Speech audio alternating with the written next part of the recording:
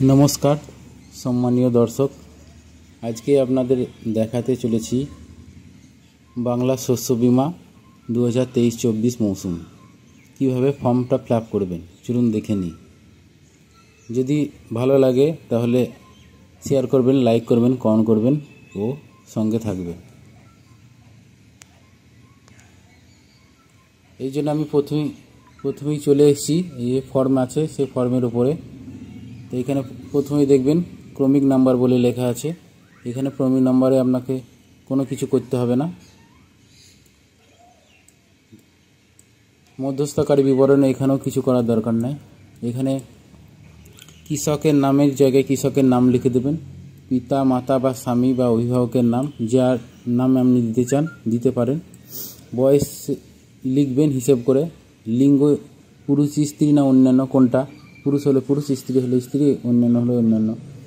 Voter কার্ডের epic বা number আবশ্যিক, মানে ভোটার কার্ডের যে নাম্বার সেটা অবশ্যই লাগবে আপনাকে।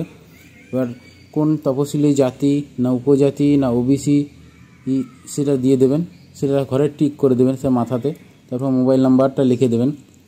আধার নাম্বার আবশ্যিক, আধার নাম্বার অবশ্যই লিখবেন। বসবাসকারীর ঠিকানা, আপনি কোন ঠিকানায় বসবাস করেন, মৌজা বা গ্রামের নাম লিখে দেবেন, যেটা হবে গ্রামের নাম। গ্রাম পঞ্চায়েতের নাম লিখে দেবেন, গ্রাম পঞ্চায়েতের ঘরে। ব্লকের ঘরে ব্লকের নাম লিখে দেবেন। জেলার ঘরে জেলা। KCC আছে কি না, কিষাণ ক্রেডিট কার্ড থাকলে হ্যাঁ বা না, যদি থাকে সেটা লিখে দেবেন। কৃষক বন্ধু আইডি, কৃষক বন্ধু যদি থাকে তাহলে লিখে দেবেন কৃষক বন্ধুর ঘরে কৃষক বন্ধু আইডি বলে। তারপর অধিসূচিত ফসলের নাম, ফসলের নাম আপনি লিখে দেবেন। অধিসূচিত এলাকায় বা গ্রাম পঞ্চায়েত ব্লকের নাম লিখবেন। মৌজা ও জেল নাম্বার এখানে ঘরের নিচে লিখে দেবেন। খতিয়ান নাম্বার এর ঘরে খতিয়ান নাম্বার লিখে দেবেন। দাগ নম্বরের ঘরে দাগ নম্বর। বিমার জন্য প্রস্তাবিত এলাকা বা একর প্রতি লিখে দেবেন। নিজস্ব জমি, ভাড়া না ভাগ না নেওয়া, যেটা হবে সেটা দিয়ে দেবেন। ফসল রোপণের সম্ভাব্য তারিখ লেখার দরকার নাই। এবারে একই মৌজায় যদি আরও জমি থাকে তবে পরপর তার জমি বা অন্য কোনো যদি থাকে আপনার মৌজা বা জেল নম্বর আলাদা, সেগুলো পরপর লিখে দেবেন। তারপর কৃষকের ব্যাংকের বিবরণ ও আধার সংযুক্তিকরণ ব্যাংক লিঙ্ক, মানে KYC করা যে অ্যাকাউন্ট নাম্বার থাকবে, যাতে আধার কার্ড দেওয়া থাকবে, সেই ব্যাংকের অ্যাকাউন্টের নাম লিখবেন। কৃষকের নাম ব্যাংকের পাসবই অনুযায়ী, মানে ইংরেজিতে যেভাবে থাকে ব্যাংকের নাম সেইটাই এখানে দিতে হবে। তারপর ব্যাংকের নাম SBI না UBI না কোন ব্যাংকে, সেই ব্যাংকের নামটা লিখে দেবেন না HDFC। ব্রাঞ্চের নাম কোন ব্রাঞ্চের হবে। তারপর অ্যাকাউন্ট নাম্বার লিখে দেবেন, এটা ইংলিশেই ফিল আপ করবেন। IFSC কোডটাও বসিয়ে দেবেন। আধার অ্যাকাউন্টের ধরন কি, সেভিং অ্যাকাউন্ট না কারেন্ট অ্যাকাউন্ট, সেটা লিখে দেবেন। বা আরও 2-3 ধরনের অ্যাকাউন্ট আছে, যেটা হবে সেটা লিখে দেবেন। কোনো প্রিমিয়াম নগদে নেওয়া হয় না। বাণিজ্যিক ফসল আখ ও আলু আখের শর্ত সাপেক্ষ, কোনো নগদে কোনো প্রিমিয়াম নেওয়া হবে না। এটা প্রাপ্তি স্বীকার অনেক সময় যারা এই ফর্মটি গ্রহণ করে বা জমা নেয় তারাই লিখে দেয়। যদি না লিখে দেয় তাহলে আপনি এখানে বসিয়ে দেবেন। তারপর পিতা বা অভিভাবকের নাম, তারপর যিনি গ্রামের নাম লিখবেন। তারপর পঞ্চায়েতের নাম, তারপর ব্লকের নাম, তারপর জেলার নাম। তারপর একজন কৃষক তার নিকট হইতে ড্যাশ তারিখে ফসলের জন্য এত একর জমির পূরণের প্রস্তাব গ্রহণ করেছেন। ঝুঁকি যোগ্যতা প্রস্তাব যাচাই সাপেক্ষ, এটা ওরা যাচাই করে দেখবে।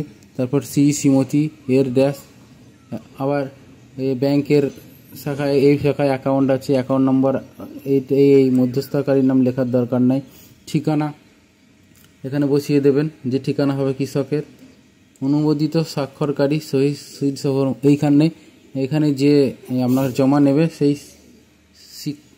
সহি ও স্বাক্ষর করে সিলমোহর দিয়ে আপনাকে দিয়ে দেবে। তারপর আপনার আরেকটা পেজ আছে, কৃষকের দাখিলযোগ্য নথি বাধ্যতামূলক।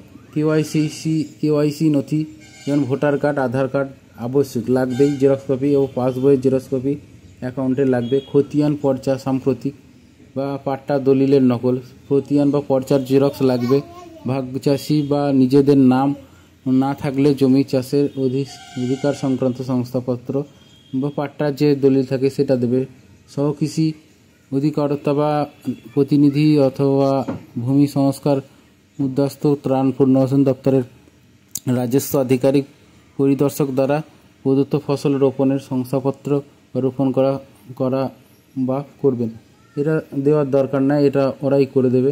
এরপরে একটা ঘোষণা, আমি এই ঘোষণায় বিবরণে পড়ছি এবং বুঝছি, আমাকে বোঝানো হয়েছে। আমি উপরে বর্ণিত ফসলগুলি এবং অধিসূচিত এলাকার জন্য বর্তমান মৌসুমের জন্য অন্য কোথাও অন্য কোনো ব্যাংক এবং এজেন্ট বা সমিতিতে জমা করিনি, অন্য কোথাও আপনি এই ফর্মটি জমা করিনি, সেটারই স্বীকারোক্তি।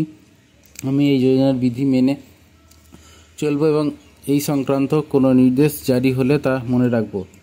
কোনো পরিবর্তনের ক্ষেত্রে বিমাকারী সংস্থা নির্ধারিত সময়সীমার মধ্যে জানাতে বাধ্য থাকবে। সাক্ষী সই থাকলে দেবেন, নাহলে কৃষকের সই এখানটায় দিয়ে দেবেন। ওপরে তথ্য আমার সর্বত জ্ঞান মতো সত্য, এটা সই করে দিয়ে দেবেন। এরিয়া সার্টিফিকেট যে করবে সে ফিল আপ করবে, যে জমা নেবে সে রিসিভ করে দিয়ে দেবেন। তো এই হচ্ছে আমার ভিডিও। তো ফর্ম আপনারা যেখান থেকে তুলবেন সেখানেই জমা করবেন। ব্যাংকে করতে পারেন বা